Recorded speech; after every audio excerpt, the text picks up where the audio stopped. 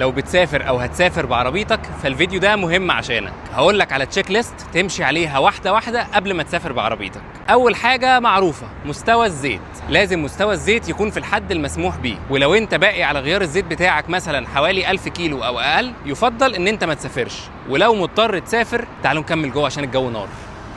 ولو مضطر بقى تسافر سرعتك ما تعديش 110 وتخلي التسارع بتاعك بطيء، يعني ما تدوسش على العربيه مره واحده عشان تجمع سرعه، لا خليك طالع واحده واحده بالتدريج لحد ما توصل للسرعه اللي انت عايزها. تاني حاجه مستوى ميه التبريد، ودي هتقيسها الصبح بدري والعربيه بارده تماما، واوعى تيجي جنبها والعربيه لسه سخنه او راجعه من المشوار. وتقيس الميه في القربه او الراداتير لو عربيتك فيها غطا راداتير، وتتاكد ان مستوى الميه في الراداتير مش نازل لتحت، يكون واصل للحافه فوق. وكمان تشوف مستوى الميه في القربه لازم يكون بين الماكس والمينيمم، ولو واصل للمينيمم لازم تزوده. لو مشيت عليها وهي في النص قبل ما توصل للماكس عادي، المهم ان هي ما تنزلش للمينيمم او تنزل عنه. تالت حاجه ضغط الكاوتش، اتاكد ان ضغط الكاوتش مظبوط زي ما هو مكتوب على القايم بتاع العربيه، وطبعا كل عربيه بيبقى ليها قيم مختلفه عن الثانيه. رابع واهم حاجه، ما تسافرش من غير صاحبك ده كومبريسور الكاوتش، والنوع اللي بيوصل على البطاريه بتاعه العربيه دايركت احسن من اللي بيوصل على الولاعه، لان اللي بيوصل على الولاعه ممكن يحرق الفيوز بتاعها او ممكن يبقى ضعيف. لو عندك بقى حاجات تانية بتعملها قبل السفر اكتبها لي في الكومنتات،